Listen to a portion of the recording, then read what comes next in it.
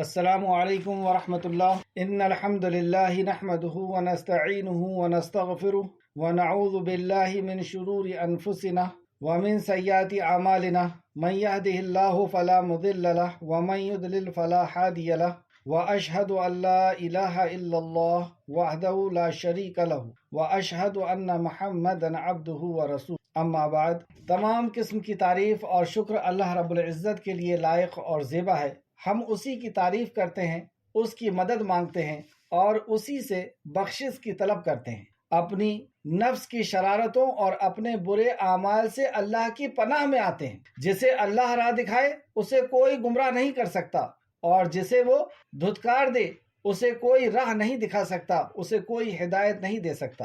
میں گواہی دیتا ہوں اللہ تعالیٰ ہی معبود برحق ہے، وہ اکیلا ہے، کوئی اس کا شریک نہیں، اور میں گواہی دیتا ہوں کہ رسول کریم صلی اللہ علیہ وسلم اس کے بندے اور اس کے رسول ہیں۔ حمد و صلات کے بعد یقیناً تمام باتوں سے بہتر بات اللہ کی کتاب اور تمام طریقوں سے بہتر طریقہ محمد الرسول اللہ صلی اللہ علیہ وسلم کا ہے، اور تمام کاموں میں سب سے برا کام دین میں خود ساختہ بدعت کا ایجاد کرنا ہے۔ ہر بدعت گمراہی ہے اور گمراہی کا انجام جہنم ہے۔ آج کی کلاس میں انشاءاللہ تعالی ہم دیکھیں گے اجتماعیت یعنی یونٹی، اتحاد و اتفاق کا سبب کون سی چیزیں ہو سکتی ہیں۔ اللہ سبحانہ تعالیٰ نے ان آیتوں میں وہ ذکر کیا، اس کی کیا اہمیت ہے اور کس طرح اتحاد و اتفاق ہماری زندگی کے اندر، ہماری جماعت کے اندر، ہمارے گھر کے اندر، ہمارے کاروبار کے اندر آپس میں کس طرح اتحاد و اتفاق پیدا ہو سکتا ہے۔ انشاءاللہ تعالیٰ چند اس کے تعلق سے باتیں سامنے آئیں گی۔ اللہ رب العزت سے دعا ہے کہ اللہ رب العزت ہمیں صحیح معنوں میں قرآن مقدس کو سمجھنے، اس پہ غور و فکر کرنے، ایمان لانے اور عمل کر کے لوگوں تک پہنچانے کی توفیق عطا فرمائے، آمین یا رب العالمین۔ آیت نمبر 98۔ اعوذ باللہ من الشیطان الرجیم۔ اے اللہ ہم تیری پناہ میں آتے ہیں شیطان سے۔ اے اللہ تو ہمیں شیطان مردود سے بچا لے کہ وہ تیرے کلام سے ہمیں دور کر دے، اور نبی کریم صلی اللہ علیہ وسلم کے فرمان، آپ کی اتباع، آپ کی محبت سے ہمیں دور کر دے۔ بسم اللہ الرحمن الرحیم۔ اللہ کے نام سے شروع جو بڑا مہربان اور بار بار رحم کرنے والا ہے۔ اے اللہ اس عظیم کام کو ہم تیرے نام سے شروع کرتے ہیں۔ اے اللہ تو اس کلام کو ہمیں سکھا دے، اس پر ہمیں ایمان دے دے، اس پہ عمل کے لیے ہمیں کھڑا کر دے، ہدایت عطا فرما دے۔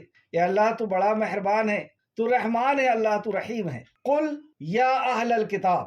اے نبی مکرم صلی اللہ علیہ وسلم قل کہہ دیجئے، اے اہل کتاب۔ جیسی قرآن میں ہم کہیں یہ پڑھیں کہ اہل کتاب کو خطاب کیا جا رہا ہے تو فوراً اپنا محاسبہ کرنا شروع کر دے، کیونکہ رسول کریم صلی اللہ علیہ وسلم نے فرمایا کہ تم قدم بقدم پہلوں کی نقش قدم پر چلو گے۔ اور جب صحابہ نے پوچھا یا رسول اللہ یہ پہلے کون لوگ ہیں، کیا اس سے مراد یہودی اور نصرانی ہیں؟ تو آپ نے فرمایا پھر اور کون؟ تو گویا کہ یہ امت بھی پچھلے امتوں کی طرح یہودی اور نصرانی اہل کتاب کی طرح ہوگی۔ اکثریت اس کی، اکثریت سے مراد 72 فرقے ان کے ہوئے جو جہنم میں جانے والے ہیں، اور اس جماعت میں بھی 72 ہوں گے جو جہنم میں جائیں گے سوائے ایک کے، کیونکہ امت محمدیہ میں 73 فرقے ہوں گے اور ایک جنت میں جانے والا ہوگا۔ تو ہمیں محاسبہ کرنا ہے کہ کہیں ایسا تو نہیں کہ اہل کتاب کی وہ صفت ہمارے اندر آ جائے۔ اپنے آپ کو ہر طرح سے اس سے بچانے کی کوشش کرنا ہے، اور یہاں پہ اہل کتاب کی جو صفت بتائی جا رہی ہے اللہ ہم سب کو اس سے محفوظ رکھے۔ قل یا اہل الکتاب، اے نبی کہہ دیجئے اہل کتاب سے، تم اللہ کی آیت کا انکار کیوں کرتے ہو؟ دیکھ لیں اب کیا حال ہے ہمارا، ہم اپنا محاسبہ کریں۔ وہاں اہل کتاب نے نبی مکرم صلی اللہ علیہ وسلم سے دشمنی کی بنیاد پر، آپ سے حسد اور جلن کی بنیاد پر نبی مکرم کی بات کا انکار کیا، آیتوں کا انکار کیا۔ ہم کیوں کرتے ہیں انکار؟ اللہ سبحانہ تعالیٰ نے فرمایا اے اہل کتاب تم اللہ کی آیتوں کا انکار کیوں کرتے ہو؟ اللہ اس پر گواہ ہے جو کچھ تم کرتے ہو۔ خبردار ہو جاؤ کہ اللہ اس پر گواہ ہے جو تم کرتے ہو۔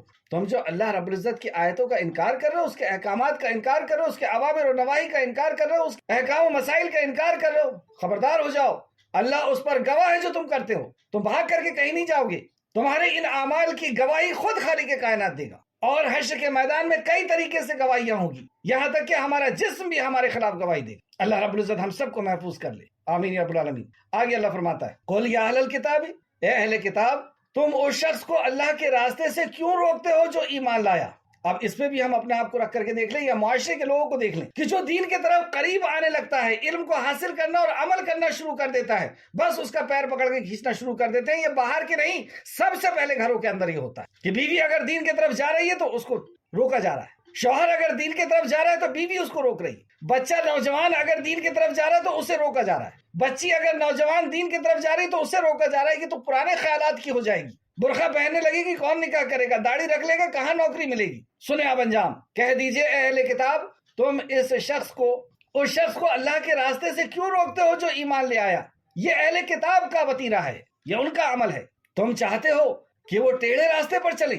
کیا چاہتے ہو تم؟ وہ ٹیڑھے راستے پر چلیں، مطلب وہ شراب، جوا، مرڈر، چوری، زنا اور عریانیت کرنے لگے، یہ چاہتے ہو تم؟ تمہارے شوہر یا تمہاری بیوی یا تمہارے بچے یہ کرنے لگے، تم یہ چاہتے ہو؟ تمہارے خاندان کے لوگ، تمہارا معاشرہ یہ کرنے لگے، یہ چاہتے ہو تم؟ فرمایا اہل کتاب، تم اس شخص کو اللہ کے راستے سے کیوں روکتے ہو جو ایمان لے آیا؟ اور ایمان کے اندر عمل شامل ہوتا ہے۔ تم چاہتے ہو کہ وہ ٹیڑھے راستے پر چلیں، حالانکہ تم خود اس بات کے گواہ ہو، حالانکہ تم خود جانتے ہو کہ یہی دین سچا ہے۔ رسول کریم صلی اللہ علیہ وسلم کو تم نے پہچان لیا، اللہ کے کلام کو پہچان لیا، اور تاریخ گواہ ہے اسلام کی حقانیت پر، اس کے باوجود تم روکتے ہو، اور تم جو کچھ کرتے ہو اللہ اس سے غافل نہیں۔ اوپر کی آیت میں فرمایا کہ اللہ رب العزت شاہد ہے، اور یہاں پر فرمایا وَمَا اللَّهُ بِغَافِلٍ عَمَّا تَعْمَلُونَ، اور تم جو کچھ کرتے ہو اللہ اس سے غافل نہیں ہے، دیکھ رہا ہے اللہ، سن رہا ہے، جان رہا ہے، خود گواہ ہوگا اللہ۔ اور کہاں جاؤ گے تم؟ ایک دن مرنا ہوگا، اور مر کر کے جس نے پہلی بار پیدا کیا وہ دوبارہ اپنے سامنے حاضر کرے گا اور بتائے گا کہ تمہیں جو آزادی دی گئی تھی تم نے اس کا کیا کیا تم نے۔ آگے اللہ فرماتا ہے آیت نمبر 100، یا ایھا الذین آمنوا، اب خطاب ایمان والوں سے، تم نے ایمان کا دعویٰ کیے ہو، سنو، یا ایھا الذین آمنوا، اے لوگوں جو ایمان لائے ہو، اگر تم اہل کتاب کے ایک فریق کی بات مانو گے تو وہ تمہارے ایمان لانے کے بعد تمہیں کافر بنا کر چھوڑے گا۔ اگر ان کی بات مانو گے تو انجام سن لو کیا ہوگا، وہ تمہیں کافر بنا کر کے چھوڑے گا۔ ایمان سے بات شروع ہوئی اور بیچ میں ایک عمل لایا گیا کہ اہل کتاب کی بات کا ماننا، یعنی جو تمہارے دین کے اندر نہیں ہے اس کی بات کا ماننا۔ جس نے ایمان نہیں لایا اللہ رب العزت کی ذات پر، نبی مکرم صلی اللہ علیہ وسلم کی رسالت پر، اور آپ کے اوپر آئے ہوئے کلام کے اوپر جس نے ایمان نہیں لایا، اس کی بات مانتے ہو تو سمجھ جاؤ کہ وہ تمہیں وہاں تک لے کر کے جائے گا کہ تم کافر ہو جاؤ، یہ چاہتا ہے وہ۔ دوسری جگہ سورہ بقرہ آیت نمبر 109 کے اندر اللہ فرماتا ہے بہت سے اہل کتاب اپنے دل کے حسد سے یہ چاہتے ہیں کہ ایمان لا چکنے کے بعد تم پھر کافر بن جاؤ۔ کسی کے دل کا حال ہم نہیں جانتے، خالق کائنات ہمیں خبر دے رہا ہے کہ جو اہل کتاب ہے تم سے وہ حسد رکھتے ہیں، جلن رکھتے ہیں، بغض رکھتے ہیں، اور وہ یہ چاہتے ہیں کہ تم ایمان لانے کے بعد پھر سے کافر ہو جاؤ۔ ان کے دل کی اور قیامت تک آنے والے ان لوگوں کے دل کی خبر اللہ رب العزت نے ہمیں دی۔ اس آیت کے پیچھے ایک پس منظر، اس آیت کا پس منظر، اس کا شان نزول، بات بالکل کلیئر سمجھ میں آ جائے گی کہ ایمان کے بعد یہ کفر تک کیسے پہنچاتے ہیں، کیا ان کے اندر شرارتیں ہوتی ہیں۔ ہم جیسے جانتے ہیں کہ مدینہ کے اندر دو فیمس اور بڑے قبیلے تھے، اوس اور خزرج۔ اوس اور خزرج حالانکہ یہ تھے ایک ہی باپ کی اولاد، لیکن آپس میں ان کے اندر اختلاف پیدا ہوا، تفرقہ پیدا ہوا، اور ان کا اتحاد و اتفاق ٹوٹ گیا، ختم ہو گیا۔ یہ دو گروہ میں تقسیم ہو گئے، ایک اوس اور ایک دوسرا خزرج۔ اب یہ اختلاف اس قدر ہوا کہ سالوں ان کے ہاں جنگیں چلتی رہتی، لڑائیاں ہوتے رہتی، کبھی کسی کا آدمی مارا جاتا، کبھی کسی کا آدمی مارا جاتا، اور اسی ایک دوسرے سے بدلہ لینے کی آگ میں یہ جل رہے تھے۔ اور یہودی ان کو اسلحہ بیچتے تھے اور ان کے اندر آپس میں اختلاف ہی رہے اس کی کوشش کرتے رہتے، یہ ڈیوائیڈ رہیں، آپس میں یہ لڑتے رہیں تاکہ ان کا اسلحہ بکتا رہے، یہ مرتے رہیں، کٹتے رہیں۔ لیکن جب اسلام آیا اور اسلام کی تعلیمات ان تک پہنچی، اللہ کا کلام، نبی کا فرمان جب پہنچا اور انہوں نے اسلام قبول کیا، ان کے اندر آپس میں اتحاد و اتفاق پیدا ہو گیا، شیر و شکر ہو گئے، یعنی جیسے شکر پانی کے اندر مل کر کے اپنے وجود کو ختم کر دیتی ہے، اس طریقے سے یہ آپس میں ایک دوسرے سے مل کر کے اور خوب محبت اور بھائی چارے کے ساتھ رہنے لگے۔ یہودی میں سے ایک آدمی جس کا نام شاذ بن قیس، اس نے جب یہ چیز دیکھا کہ اوس اور خزرج آپس میں مل کر کے محبت کے ساتھ رہ رہے ہیں، کھا پی رہے ہیں، کاروبار کر رہے ہیں، عبادت کر رہے ہیں، وہ جل بھونج گیا کہ یہ کیا ہوا، اور اس نے ایک نوجوان کو تیار کیا، ہائر کیا، جو آپس میں لڑوانے کے میں ماہر تھا، اور اوس اور خزرج کے بیچ میں اسے پہنچا دیا۔ یہ وہاں پر جا کر کے ان کے آخر دور کی جنگ کو یاد دلایا کہ یہ کیا تھا اس نے تمہارے ساتھ، وہ کیا تھا اس نے اس کے ساتھ، اس طرح مال کو لوٹا تھا، اس طرح تمہارے بیٹوں کو قتل کیا تھا، اس طریقے سے فلاں کیا تھا۔ ان کو پرانی باتیں یاد آ گئی، مسلمانوں کو پرانی باتیں یاد آ گئی، اپنے عزیزوں کا خون یاد آ گیا، اپنے کاروبار کی تباہی یاد آ گئی، اور یہ آپس میں کہنے لگے کہ تم نے یہ کیا تھا، اس نے کہا تم نے یہ کیا تھا. بات بڑھتے بڑھتے گالی گلوچ شروع ہو گئی، یہاں تک کہ تلواریں نکل گئیں، اور تلواریں نکل گئیں اور لڑنے کے لیے مقام طے کر لیا گیا. جب یہ بات رسول کریم صلی اللہ علیہ وسلم تک پہنچی تو آپ صلی اللہ علیہ وسلم وہاں پہنچے اور غضبناک ہوئے اور کہا کہ یہ کیا دور جہالت کی آواز پکارتے ہو تم، یہ کیا تم پرانے روش پہ آ گئے. اور پھر جب آپ نے ان کے اوپر واضح نصیحت کی تو وہ شرمندہ ہوئے اور واپس لوٹ گئے اپنے ایمان پر، یا ایمان کی حرارتوں پر پھر سے واپس آئے اور آپس میں پھر سے ساری باتوں کو بھلا کر کے اور ایک ہو گئے، گلے لگ گئے.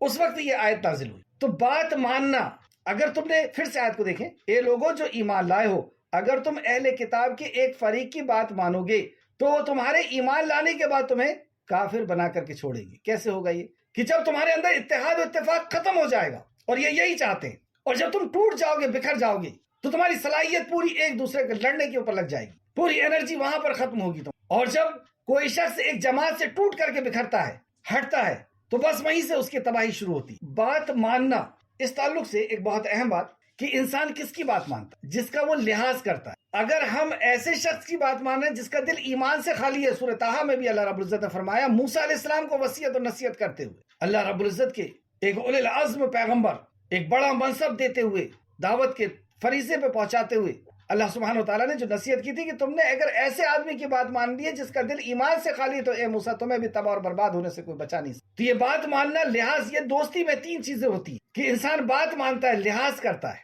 خالی وقت اس کے ساتھ گزارنا پسند کرتا ہے، اور یہی دل کے اندر، دل جو ہمارا دل اللہ نے ایسا بنایا ہے جو اثر لیتا ہے. جس بھی محفل میں آپ بیٹھیں گے اس محفل کا وہ اثر لے گا. ابھی ہم کلاس سن رہے ہیں، اللہ کا کلام سن رہے ہیں، ہمارے دل کی کیفیت الگ ہوگی. یہی ہم مشرکوں کے بیچ میں بیٹھ جائیں، عیاشوں کے بیچ میں بیٹھ جائیں تو ہمارے دل کی کیفیت بدل جائے گی. دل اثر لیتا ہے، وہ ہمارے کنٹرول میں نہیں ہوتا. اس لیے سنگت کے لیے بار بار قرآن کے اندر کچھ چیزیں ایسی ہیں جو بار بار ریپیٹ ہوتی. تو دوستی میں آدمی لحاظ کرتا ہے، خالی وقت گزارتا ہے اور اس کو راز کی بات بتاتا ہے، اور یہیں سے تباہی شروع ہوتی. اگر دوستی کا چناؤ غلط ہو گیا تو بربادی یہاں سے شروع ہوتی. آگے دیکھیں، اے لوگوں جو ایمان لائے ہو، اگر تم اہل کتاب کے ایک فریق کی بات مانو گے تو وہ تمہارے ایمان لانے کے بعد تمہیں کافر بنا کر چھوڑ. اور تم کیسے کفر کر سکتے ہو؟ واقعی صحابہ کیسے کفر کر سکتے؟ سبحان اللہ. اور تم کیسے کفر کر سکتے ہو جبکہ تمہیں اللہ کی آیتیں پڑھ کر سنائی جاتی ہیں اور تمہارے درمیان اس کا رسول صلی اللہ علیہ وسلم ہے. تو کفر سے بچنے کا ایک فارمولا بتا دیا ہے کہ تم کیسے کفر کر سکتے ہو. یعنی ہم اگر کفر سے بچ جانا چاہتے ہیں تو اس کے لیے بھی ہمارے لیے بھی یہی ہے، جبکہ تم اللہ کی آیتیں پڑھ کر سنائی جاتی تو اللہ کی آیتوں کے ساتھ صحیح طور سے ہمیں تعلق جوڑنا ہوگا، اور تمہارے درمیان اس کا رسول موجود ہے، اور رسول کریم صلی اللہ علیہ وسلم کی احادیث، آپ کی سنت، آپ کے احکام، اس کی پابندی کرنا ہوگا. یہی 2 چیز ہمیں کفر سے بچا سکے. اس لیے صحابہ کو فرمایا کہ تم کیسے کفر کر سکتے ہو، یعنی تم کفر نہیں کر سکتے جبکہ قرآن کی آیتیں تمہیں سنائی جاتی ہیں اور تمہارے بیچ میں رسول کریم صلی اللہ علیہ وسلم. اور آگے اور وضاحت کر دی، اور جو شخص اللہ کے دین کو مضبوطی سے پکڑ لے، اللہ کے دین کو، اللہ کی پہنچائی ہوئی شریعت کو مضبوطی سے پکڑ لے تو اسے سیدھے راستے کی طرف ہدایت مل جاتی ہے. جو دین کو مضبوطی سے پکڑتا ہے، زندگی گزارنے کے طریقے کو مضبوطی سے پکڑتا ہے، راستے کو مضبوطی سے پکڑتا ہے، اللہ کے کلام اور نبی کے فرمان کو مضبوطی سے پکڑتا ہے، اس کے لیے ہدایت کا وعدہ کیا. سنیں پھر سے، اور جو شخص اللہ کے دین کو مضبوطی سے پکڑ لے، مضبوطی سے پکڑ لے یعنی دین پر چلنے سے روکا جائے، کبھی معاشرے کی طرف سے، کبھی شیطانی وسوسہ اندر سے آئے گا، کبھی کاروبار ڈوب جانے کا ڈر آئے گا، کبھی نوکری کے چلے جانے کا ڈر آئے گا، کبھی بچوں کی شادیوں کا ڈر آئے گا، کبھی خاندان کی طرف سے پریشر آئے گا. تو ان ساری چیزوں کو سامنے رکھ کر کے سمجھے، اور جو شخص اللہ کے دین کو مضبوطی سے پکڑ لے کہ اب کچھ ہو جائے مجھے اس راستے کو نہیں چھوڑنا، اس طریقے کو نہیں، تو ایسے شخص کے لیے وعدہ کیا جاتا تو اسے سیدھے راستے کی طرف ہدایت مل جاتی. اب اللہ رب العزت اسے صراط مستقیم پر چلا دیتا ہے. یہ ہے عمل کی توفیق کا ملنا. جب ہم کھڑے ہوں گے جیسے حی علی الصلاۃ، آؤ سلامتی کی طرف، اب اس کے بعد فلاح کا اعلان، آؤ کامیابی کی طرف. تو پہلے ہمیں آنا ہوگا مضبوطی کے ساتھ اللہ کے کلام اور نبی کے فرمان کے اوپر. اب اللہ رب العزت اس پہ چلنے کی ہدایت عطا فرما، عمل کی ہدایت عطا فرما. اللہ ہم سب کو توفیق عطا فرما. یا ایھا الذین آمنوا اتقوا اللہ حق تقاتہ ولا تموتن الا وانتم مسلمون. یا ایھا الذین آمنوا، اے وہ لوگوں جو ایمان لائے، اللہ سے اس طرح ڈرو جس طرح اس سے ڈرنے کا حق ہے. تمہیں موت نہ آئے مگر اس حال میں کہ تم مسلمان ہو، مطلب تم مرو نہ لیکن اس حال میں مرو کہ تم مسلمان ہو. پچھلی آیت میں چند اہم بات اس کو وضاحت کرتے ہوئے چلیں. آیت نمبر 100، مسلمانوں کو اہل کتاب کی پیروی سے کیوں منع کیا گیا؟ کیونکہ اہل کتاب مومنوں سے حسد رکھتے ہیں اور حسد کے بنا پر مومنوں کے بیچ تفرقہ ڈالنا چاہتے، اختلاف ڈالنا چاہتے، گروپ بازیاں کرنا چاہتے، انہیں دور ظاہلیت کے واقعات یاد دلاتے کہ تمہارے دادا کے زمانے میں تو ایسا ہوتا تھا، تمہارے دادا باپ کے زمانے میں تو ایسا ہوتا، پرانے یاد دلاتے، اور آپس میں لڑوا کر دین سے ہی پھیر دینا چاہتے۔ جب آپس میں لڑ لے گا انسان، اکیلا بچ جائے گا، جماعت سے ٹوٹ گیا تو پھر وہ پھیر دینا چاہتے۔ اس لیے اگر مسلمان اہل کتاب کی بات مانے گا تو وہ اسے دین سے ہی پھیر دیں گے۔ یہ تھا اس آیت کا خلاصہ۔ آیت نمبر 102 کے اندر اللہ رب العزت نے فرمایا، ایمان والوں کو خطاب کر کے صحابہ فرماتے ہیں کہ جیسی یہ بات ہوتی یا ایھا الذین آمنوا، تو ہم فوراً تیار ہو جاتے ہیں کہ ہم سے خطاب، اور یہاں پر خطاب کہ اللہ کا تقوی اختیار کر، یا ایھا الذین آمنوا اتقوا اللہ، اے ایمان والو اللہ سے ڈرو، اور کیسے ڈرو؟ حق تقاتہ، جیسے اس سے ڈرنے کا حق ہے، ولا تموتن الا وانتم، اور تمہیں موت نہ آئے الا مگر اس حال میں کہ تم مسلم ہو، تابع فرمان ہونے کی حالت میں اس دنیا سے تم رخصت۔ ڈر کے تعلق سے تفسیر ابن کثیر تقوی کا حق، اللہ سے ڈرنے کا حق کیا ہے، اس کے تعلق سے تفسیر ابن کثیر جلد نمبر 1 صفحہ نمبر 666 666، اللہ سے ڈرنے کا حق کیا ہے۔ امام ابن ابو حاتم نے حضرت عبداللہ بن مسعود رضی اللہ عنہ سے بیان کیا ہے کہ اللہ سے ڈرنے کا حق یہ ہے کہ اس کی اطاعت کی جائے اور نافرمانی نہ کی، یہ اللہ کا حق۔ اس سے ایسا ڈرو جیسے اس سے ڈرنے کا حق ہے۔ تو کیا فرمانا ہے مسعود رضی اللہ عنہ کہ اطاعت کی جائے اور نافرمانی نہ کی جائے، اسے یاد رکھا جائے اور بھولا نہ جائے۔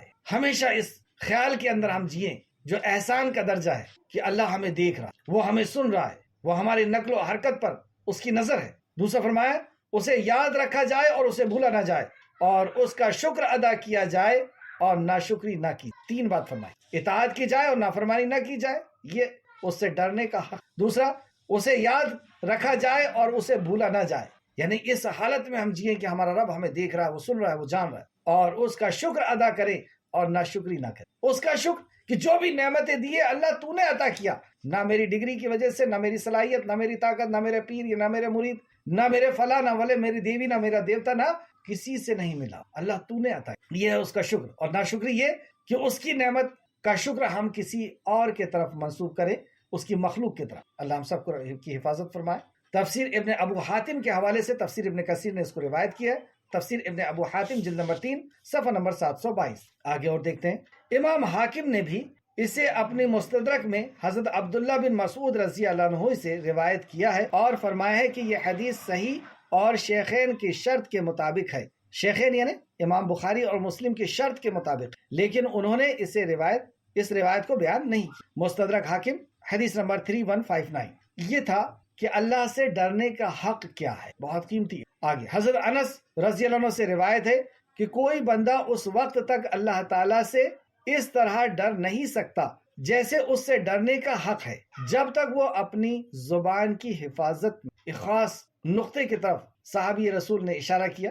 حضرت انس رضی اللہ عنہ سے روایت ہے کہ کوئی بندہ اس وقت تک اللہ تعالیٰ سے اس طرح ڈر نہیں سکتا جس طرح ڈرنے کا حق ہے، جب تک وہ اپنی زبان کی حفاظت نہ۔ یہی وہ زبان ہے جو جسم کے اندر سب سے قیمتی، اور یہی وہ زبان ہے کہ جو جسم کے اندر سب سے بری چیز ہے اگر اس کا استعمال غلط ہو، اور اس کا اگر استعمال صحیح ہو گیا تو یہی مقام و مرتبہ عطا فرماتی ہے اور یہی ذلیل کرتی۔ اور یہ زبان کا رکھ رکھاؤ کب صحیح ہوگا؟ جب ہمیں علم ہوگا، علم کے بعد ہی حکمت آتی ہے کہ کب کون سی کب بات کہنی۔ اللہ ہم کو توفیق عطا فرمائے۔ آگے دیکھتے ہیں، اور ارشاد باری تعالیٰ وَلَا تَمُوتُنَّ إِلَّا وَأَنْتُمْ مُسْلِمُونَ، مرو تو مسلمان ہی مرنا کے معنی یہ ہے، مسلمان ہی مرنا کے معنی یہ ہے۔ تفسیر ابن کثیر جلد نمبر 1 صفحہ نمبر 667 667۔ اپنی صحت و سلامتی کے زمانے میں، جیسے ابھی ہم صحت مند ہیں، سلامتی کے زمانے میں ہیں، اسلام کی حفاظت کریں، یعنی شریعت کی پابندی کرو تاکہ تمہارا اسلام ہی پر خاتمہ ہو،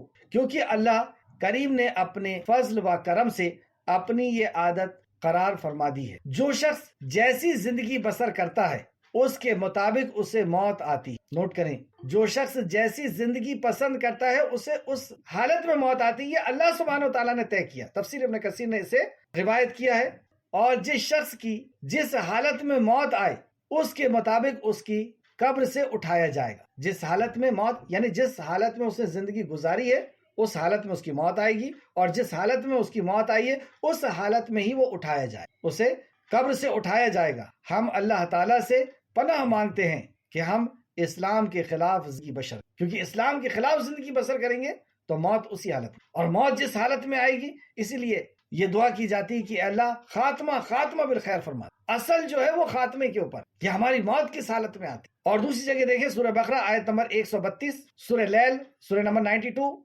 92 آیت نمبر 5 سے 10، تمہیں موت نہ آئے مگر اس حال میں کہ تم مومن ہو۔ یہاں پہ فرمایا اللہ نے تمہیں موت نہ آئے مگر اس حال میں کہ تم مومن ہو۔ امام احمد نے حضرت جابر رضی اللہ عنہ سے حدیث کو بیان کیا ہے کہ میں رسول اللہ صلی اللہ علیہ وسلم کو اپنی وفات سے 3 دن قبل یہ ارشاد فرماتے ہوئے سنا، تم میں سے کوئی شخص فوت نہ ہو، یعنی مرے نہ، مگر وہ اللہ عز و جل کے ساتھ حسن ظن رکھے، یعنی اس حالت میں مرے کہ اللہ سے حسن ظن رکھے، اچھا گمان رکھے کہ میرا رب مجھے معاف کر دے گا، میرا رب مجھے قبر کے عذاب سے بچا لے گا، میرا رب مجھے جہنم کی رسوائی سے اور حشر کی رسوائی سے بچا لے گا، جہنم کی آگ سے بچا لے گا۔ تو ہر شخص اللہ سے حسن ظن رکھے۔ مسند احمد جلد نمبر 3 صفحہ نمبر 292 اور تفسیر ابن کثیر نے اس کو روایت کیا۔ ایک اور حدیث دیکھتے ہیں جو صحیحین میں ہے، بخاری اور مسلم۔ حضرت ابو ہریرہ رضی اللہ عنہ سے روایت ہے، رسول اللہ صلی اللہ علیہ وسلم نے فرمایا، اللہ تعالیٰ ارشاد فرماتا ہے، حدیث قدسی، اللہ تعالیٰ ارشاد فرماتا ہے کہ میرا بندہ میرے بارے میں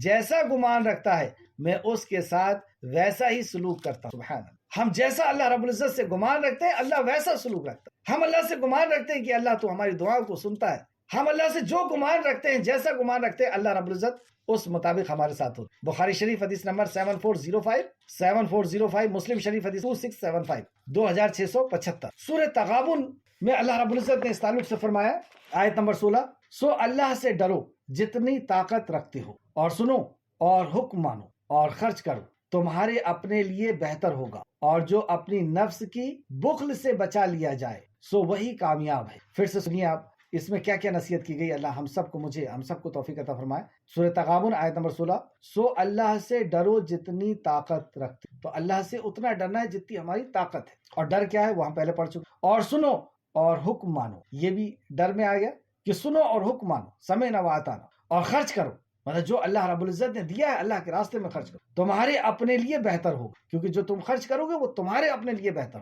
اور جو اپنی نفس کی بخل سے کنجوسی سے بچا لیا گیا سو وہی کامیاب ہے، تو یہ ایسا شخص کامیاب۔ دوسرا، سیدنا ابن عمر رضی اللہ عنہ بیان کرتے ہیں، رسول اللہ صلی اللہ علیہ وسلم نے میرا کندھا پکڑ کر فرمایا، دیکھیں موت کس حالت میں آنا چاہیے، کس حالت میں ہماری زندگی جینا چاہیے، کیونکہ اس حالت میں ہم زندگی جئیں گے تو موت ویسی ہو۔ تو سیدنا عمر رضی اللہ عنہ بیان فرماتے ہیں، رسول اللہ صلی اللہ علیہ وسلم نے میرا کندھا پکڑ کر کے فرمایا، پڑھانے کا سمجھانے کا انداز رسول کریم صلی اللہ علیہ وسلم کا، اللہ کندھا پکڑ کر کے سمجھا رہے ہیں، بتا رہے ہیں دنیا میں اس طرح رہو کہ تم پردیسی ہو، دنیا میں اس طرح رہو کہ تم پردیسی ہو یا راہ گزرنے والے ہو، اس طرح دنیا میں رہو کہ پردیسی ہو یا راہ گزرنے والے ہو، راہ گزرنا مسافر ہو۔ اور ابن عمر فرمایا کرتے تھے، جب تو شام کر تو صبح کا انتظار نہ کر، اور جب تو شام کر تو صبح کا انتظار نہ کر، اور صبح کر لے تو شام کا انتظار نہ کر، اور اپنی تندرستی سے اپنے بیماری کے لیے، تندرستی سے اپنی بیماری کے لیے، اور اپنی زندگی سے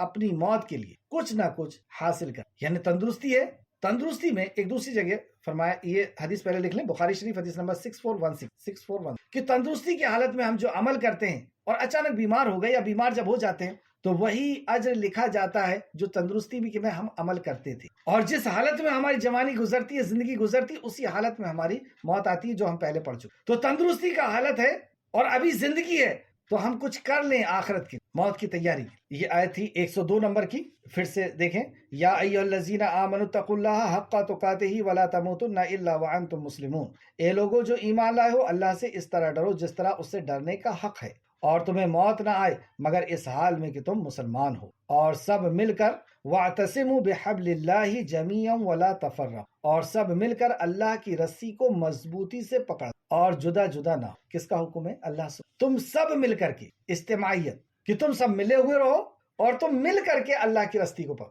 اکیلے نہیں۔ پہلا درس تو یہ ملا کہ ہم سب کو ملنا ہے اور مل کر کے پکڑنا ہے، یعنی ہمیں جماعت کے ساتھ رہنا ہے اور پھر جماعت کے ساتھ رہ کر کے اللہ کی رسی کو پکڑنا، دو احکام ایک ساتھ۔ تو اللہ کی رسی کیا ہے؟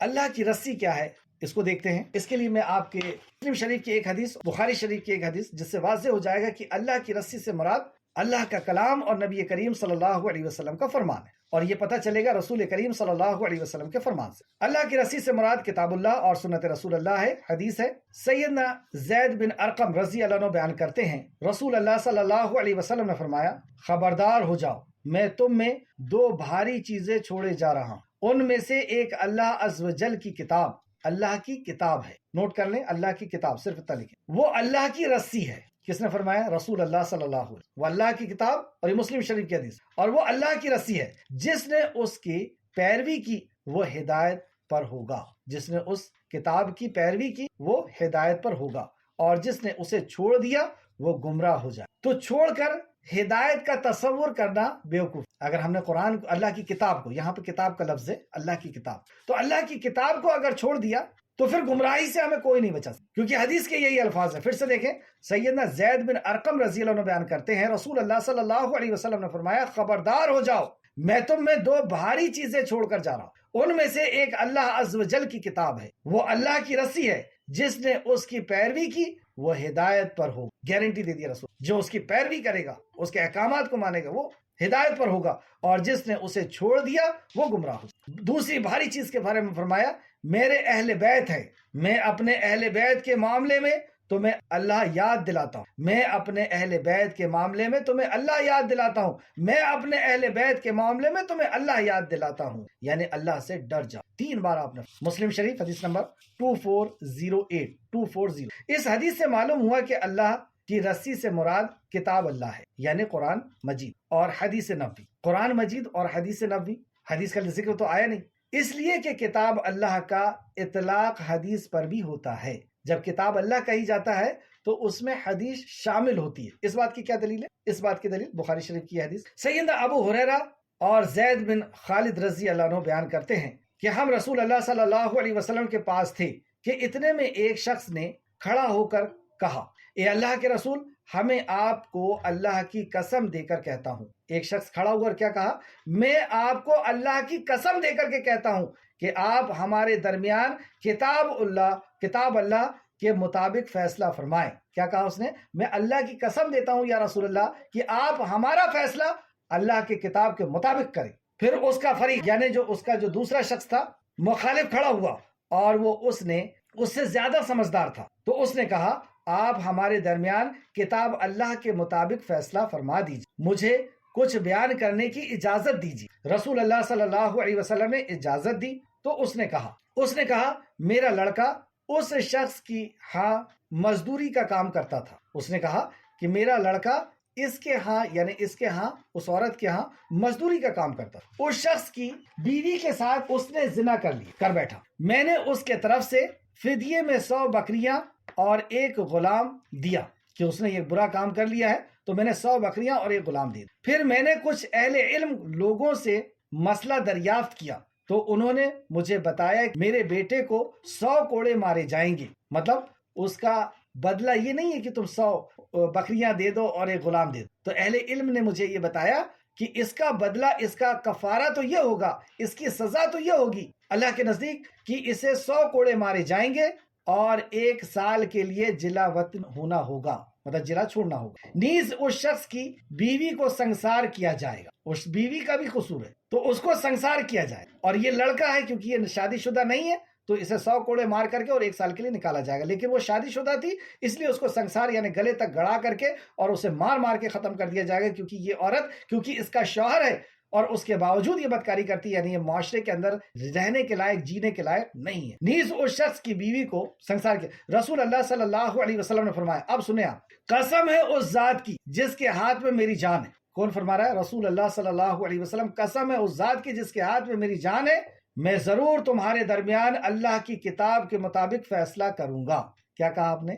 میں اللہ کی کتاب کے مطابق فیصلہ کروں گا، قسم کھا۔ پھر آپ نے فیصلہ سنایا، 100 بکریاں اور غلام واپس کر دیے جائیں۔ یہ اس کا جو ہے فدیہ یا اس کا حل نہیں ہے، بکریاں اور غلام واپس کر دیے جائیں، اور تمہارے بیٹے کو 100 کوڑے مارے جائیں گے اور 1 سال کے لیے جلا وطن ہوگا۔ اور پھر آپ نے فرمایا، تم اس شخص کی بیوی کے پاس جاؤ، اگر وہ زنا کا اعتراف کر لیتی ہے یعنی اپنے جرم کو قبول کر لیتی ہے، اعتراف کر لیتی ہے زنا کا، تو اسے سنگسار کر۔ نیز رسول اللہ صلی اللہ علیہ وسلم صبح کو اس صحابی کو اس کے پاس پہنچا، اس نے اعتراف کر لیا۔ اللہ، کیسے لوگ تھے! اس خاتون نے اعتراف کر لیا، قبول کر لیا کہ ہاں، اگر وہ نہ کہہ دیتی تو اس کے اوپر یہ دھارا نہیں لگتی، یعنی اس کو سنگسار نہیں کیا جاتا، چنانچہ اسے سنگسار کر دیا گیا۔ اللہ کے سامنے حاضر ہونے کا کیسا ڈر تھا ان لوگ کہ میں اس گناہ کے ساتھ اللہ کی بارگاہ میں حاضر ہوں، اس سے بہتر یہ ہے کہ دنیا میں ذلیل ہو جاؤں، لوگ مجھے مار مار کر ختم کر دیں اور میں اللہ کی بارگاہ میں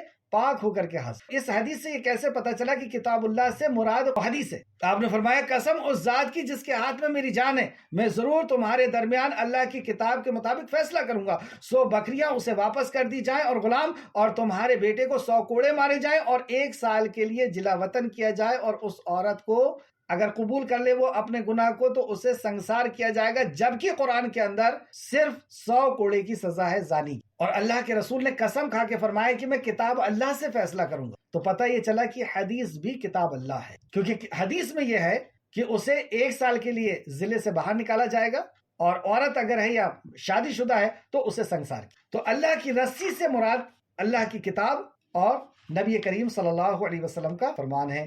بخاری شریف حدیث نمبر 6827 اور دوسری جگہ 6828 وَلَا تَفَرَّقُوا۔ اب فرما دیا کہ اللہ کی رسی کو مضبوطی سے پکڑ لو، تو اللہ کی رسی سے مراد اللہ کا کلام، نبی کا فرمان، اور پھر ایک نصیحت کی وَلَا تَفَرَّقُوا، اور اللہ تعالیٰ اجتماعیت اختیار کرنے کا حکم دیا اور فرمایا کہ تفرقے میں مت پڑو، پھوٹ مت ڈالو، جدا مت ہو۔ سورہ انعام آیت نمبر 159۔ بے شک وہ لوگ جنہوں نے اپنے دین کو جدا جدا کر لیا، دین یعنی زندگی گزارنے کا طریقہ اللہ کی طرف سے آئی ہوئی، لیکن اس کو جدا جدا کر لیا اور کئی گروہ میں بڑھ گئے۔ بے شک وہ لوگ جنہوں نے اپنے دین کو جدا جدا کر لیا اور کئی گروہ میں بڑھ گئے، تو کسی چیز میں بھی ان سے نہیں، ان کا معاملہ تو اللہ ہی کے حوالے ہے، پھر وہ انہیں بتائے گا جو وہ کچھ کیا کرتے۔ اللہ۔ پھر دوسرا سورہ آل عمران آیت نمبر 105 اور 106، اور ان لوگوں کی طرح نہ ہو جاؤ جو الگ الگ ہو، ٹکڑے ٹکڑے ہو گئے اور ایک دوسرے کے خلاف ہو، اس کے بعد کہ ان کے پاس واضح احکام آ چکے، ان کے پاس اللہ کا کلام، نبی کا فرمان آ چکا تھا، واضح احکام آ چکے۔ اور یہ لوگ ہیں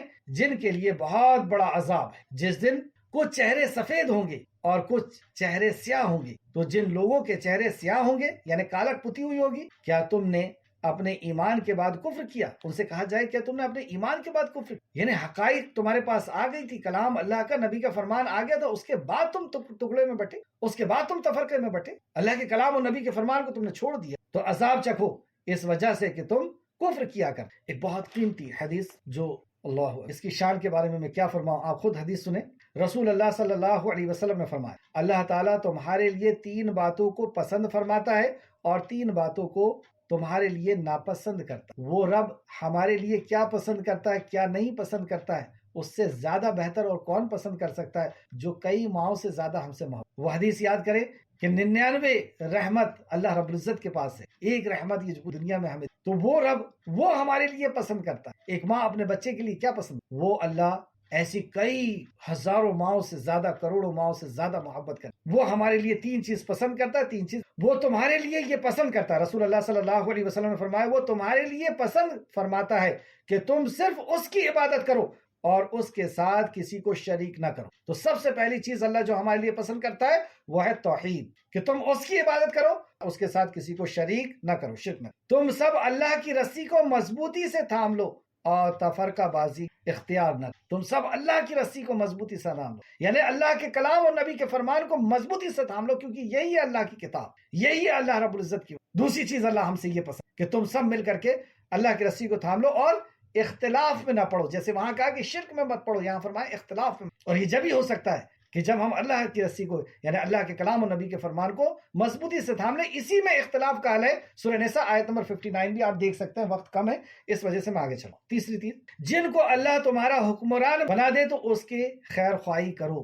اگر تمہارا کوئی حکمران بن جائے، امیر بن جائے، تو تم اس کی خیر خواہی کرو۔ 3 باتیں جو یہاں پہ پسند فرمائی، نمبر 1 توحید، دوسرا یونٹی اجتماعیت، اتحاد اور اتفاق، اور تیسری چیز لیڈرشپ، کہ تمہارا لیڈر ہو اور تم اس کی اطاعت و فرمانبرداری کرنا ہو۔ سبحان اللہ، یعنی ایک سمندر کو کوزے میں بھر دیا، ایک ایسی قیمتی بات کی جس کے اوپر ہم آ گئے تو اس سے بہتر اور کوئی بات نہیں۔ اور آگے نبی مکرم نے فرمایا جن باتوں کو اللہ تعالیٰ تمہارے لیے ناپسند فرماتا ہے وہ کیا ہے؟ وہ بے مقصد ادھر ادھر کی بات، بے مقصد ادھر ادھر کی بات، یعنی وقت کا ضائع کرنا، لایانی بات، نہ دنیا کا فائدہ نہ آخرت کا فائدہ، بس بیٹھ کر کے اور بات کر رہے ہیں۔ اس میں صرف خواتین ہی آگے نہیں ہے، مرد بھی آج کل بہت آگے ہو، اور کثرت سوال، زبردستی کے سوال، پتہ نہیں کیا چاہتے ہیں اپنے آپ کو کیا بنا لے، تو کثرت سوال۔ اور تیسرا، اور مال کا ضائع کرنا، فضول خرچی۔ اور فضول خرچی کیوں کرتا ہے انسان پتہ ہے آپ؟ ریاکاری کی، شہرت، نام، یہ نام اور شہرت کی وجہ سے بے تحاشا خرچ کرتا۔ تو تین چیز جو ناپسند کرتا ہے اللہ رب العزت،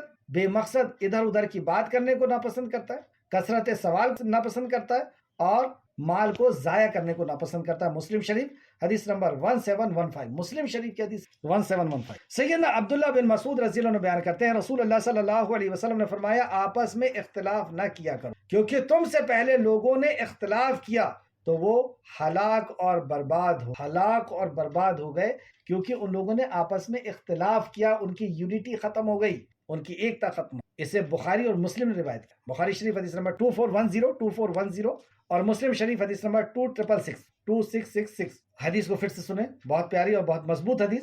سیدنا عبداللہ بن مسعود رضی اللہ عنہ بیان فرماتے ہیں رسول اللہ صلی اللہ علیہ وسلم نے فرمایا آپس میں اختلاف نہ کیا، کیونکہ تم سے پہلے لوگوں نے اختلاف کیا تو وہ ہلاک اور برباد ہو، یعنی ان کا اتحاد و اتفاق ختم ہو، ان کی یونٹی ختم ہو گئی، ان کی اجتماعیت ختم ہو۔ آپ دیکھیں ریت کے جو کڑ ہوتے ہیں ان کی کوئی وقت نہیں ہوتی، ایک ذرات ہوتے ہیں، لیکن یہی ریت کے کڑ اگر مل جائیں تو ایک مضبوط چٹان ہوتی، اور وہ اگر کسی کے اوپر گر جائے تو اس کو تباہ اور برباد کرنے میں کافی ہوتی۔ پانی کا ایک قطرہ کوئی وقت نہیں ہوتی اس کی، لیکن اگر یہ قطرے مل جائیں تو ملک کو ڈبا دینے کے لیے کافی ہوتی۔ انگلیاں کوئی وقت نہیں ہوتی، لیکن اگر یہ مل جائے تو ایک مضبوط جو ہے مٹھی ہوتی۔ ایک اور حدیث سنتے ہیں، سیدنا ابو ہریرہ رضی اللہ عنہ بیان کرتے ہیں رسول اللہ صلی اللہ علیہ وسلم نے فرمایا آسانی پیدا کرنا، سختی میں مبتلا نہ کرنا، خوشخبریاں سنانا، نفرت نہ پھیلانا، اتفاق رکھنا اور اختلاف نہ کرنا، یہ وصیت فرمایا، اتحاد رکھنا، نہ اتفاقی، اختلاف نہ کرنا۔ مسلم شریف حدیث نمبر 1730۔ اتحاد اور اتفاق کے لیے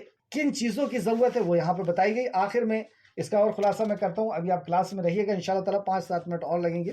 آگے دیکھیں، وَاعْتَصِمُوا بِحَبْلِ اللَّهِ جَمِيعًا وَلَا تَفَرَّقُوا، اور سب مل کر اللہ کی رسی کو مضبوطی سے تھام لو، پکڑ لو، اور جدا جدا نہ ہو۔ تم اپنے آپ پر اللہ کے اس نعمت کو یاد کرو، اپنے اوپر اس نعمت کو یاد کرو جب تم ایک دوسرے کے دشمن تھے، وہی اوس اور خزرج کی طرف اشارہ ہو، تم ایک دوسرے کے دشمن تھے، پھر اس نے تمہارے دلوں میں الفت ڈال دی۔ کیسے الفت ڈل گئی؟ یہ ہے دین کی برکت، ایمان کی برکت۔ یہ ایمان ہے جو آپس میں انسان کو جوڑ دے، کیونکہ اس میں کوئی غرض نہیں ہے، اس میں اللہ کی رضا ہے۔ تو ایمان سے جو رشتے بنتے ہیں اس کے اندر اتحاد و اتفاق ہوتا، اور ایمان کی وجہ سے جب رشتہ نہیں بنتا، خوبصورتی کی وجہ سے بنا، دولت کی وجہ سے بنا، منصب کی وجہ سے بنا، تو یہ ایک دن ختم ہوتا۔ جب خوبصورتی ڈھلنے لگی، دولت چلے گئی، منصب چلا گیا، یا کسی وجہ سے کوئی اٹریکشن تھا اور وہ قریب آتے ہی اٹریکشن ختم ہوا، تو اب رشتے کے اندر درار پیدا ہو، رشتہ محبت نفرت میں بڑھنا شروع۔ تو محبت اور اتحاد و اتفاق کس چیز سے ہوتا ہے؟ جب ہم ایمان کی نسبت سے ایک دوسرے سے، اب یہ مضبوطی ہوتی۔ پھر سے دیکھیں، اور سب مل کر اللہ کی رسی کو مضبوطی سے پکڑ لو اور جدا جدا نہ ہو، اور تم اپنے آپ پر اللہ کی اس نعمت کو یاد کرو جب تم ایک دوسرے کے دشمن تھے، پھر اس نے تمہارے دلوں میں الفت ڈال دی۔ تو دلوں میں الفت کون ڈالتا ہے؟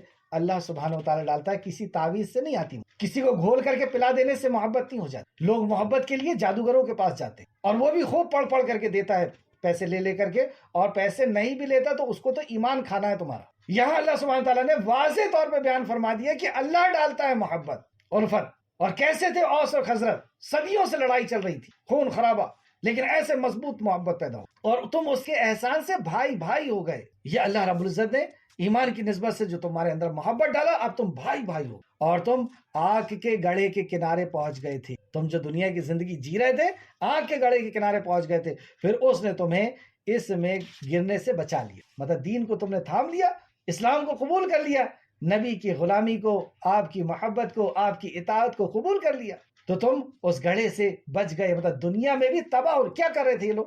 یہ شراب پیتے تھے، جوا کھیلتے تھے، مرڈر کرتے تھے، چوری کرتے تھے، آپس میں لڑتے اور مرتے تھے۔ دنیا بھی ان کی تباہ تھی اور آخرت بھی ان کی تباہ تھی، لیکن تم نے اس اسلام کو تھام لیا، پھر اس نے تمہیں اس میں گرنے سے بچا لیا، اس تباہی سے بچا لیا۔ اللہ تعالیٰ اسی طرح تمہارے لیے اپنی آیتیں بیان کرتا ہے شاید کہ تم ہدایت پاؤ۔ اللہ یہ ہدایت دے رہا ہے، شاید کہ تم ہدایت پالو، یعنی اس کے اوپر آ جاؤ، اب تو آ جاؤ، اب کھڑے ہو جاؤ۔ اور تم میں سے ایک جماعت ایسی ہونی چاہیے جو خیر کی طرف بلائے، نیک کام کا حکم دے اور برے کاموں سے روکے، اور وہی لوگ فلاح پانے والے۔ تم میں سے ایک جماعت ایسی ہونی چاہیے۔ اس تعلق سے صرف 3 پوائنٹ آپ کو بتاؤں گا۔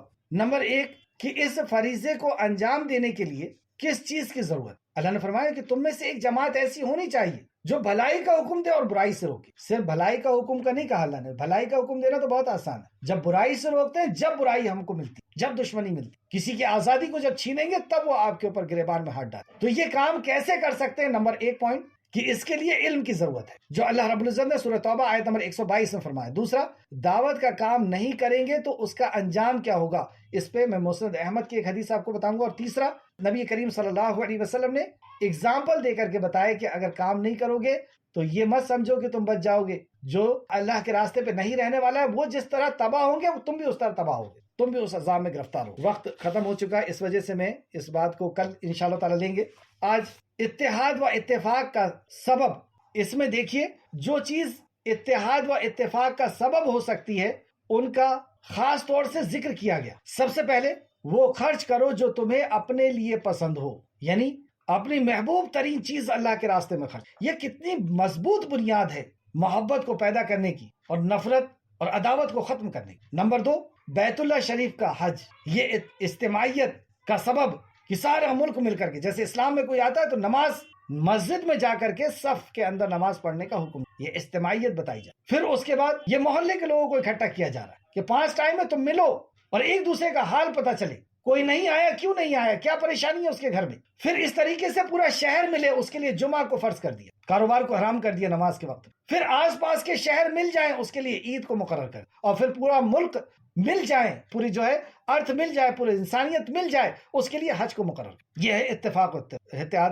یعنی بیت اللہ شریف کے تعلق سے حج کو فرض کیا اللہ رب العزت نے۔ پہلی آیت میں جیسی پارہ شروع ہوا تو اپنی محبوب ترین چیز اللہ کے راستے میں خرچ کرو۔ جب آپ محبوب ترین چیز اپنے رشتہ داروں کو دیں گے، اتحاد و اتفاق پر۔ پھر بیت اللہ کا حج، اتحاد و اتفاق۔ پھر تیسرا، دشمنوں کی چالوں کو سمجھیں، دشمنوں کی چالوں کو سمجھیں کہ وہ کیسے نفرت پھیلاتے ہیں اور کیسے وہ نیگیٹو تھنکنگ والے ہوتے ہیں، یعنی آنکھ کو کھول کر کے جی کہ کون ہمارے لیے کیا سازشیں کر رہا ہے، اور ان کی بات نہ مانیں، ان کا لحاظ نہ کریں، ایسے لوگوں سے دوستی نہ کریں۔ چوتھا، تقوی اختیار کریں، اللہ کا ڈر۔ اللہ کا ڈر ایسی چیز ہے جس کے سبب انسان اپنے حق بھی چھوڑ دیتا ہے۔ اللہ کا ڈر ایسی چیز ہے کہ انسان اپنا حق بھی چھوڑ دیتا ہے، معافی مانگ لیتا ہے، غلطی نہیں ہے پھر بھی معافی مانگ لیتا ہے، اور اس سے اتحاد اتفاق باقی رہتا ہے۔ جب آدمی اپنے انا کو نہیں دیکھتا، اپنے حق کو نہیں دیکھ رہا، وہ کیا دیکھ رہا ہے کہ جماعت کے اندر پھوٹ نہ پڑ جائے، ہماری یونٹی نہ ختم۔ تو یہ تقوی کا حکم دیا گیا۔ پانچواں، قرآن و حدیث کو مضبوطی سے پکڑ، معتصمو، اللہ رب العزت کی رسی کو مضبوطی سے پکڑو، قرآن حدیث۔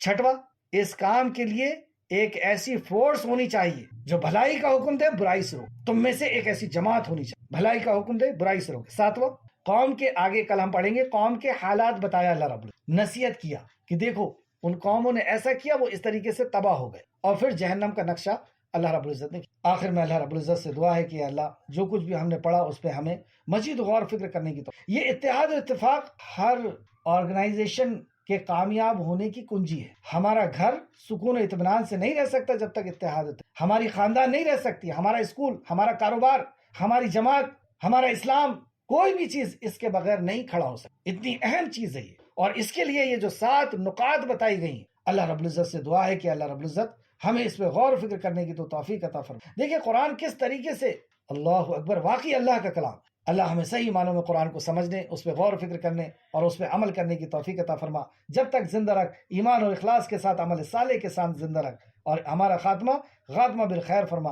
آمین یا رب العالمین۔ السلام علیکم ورحمۃ اللہ وبرکاتہ۔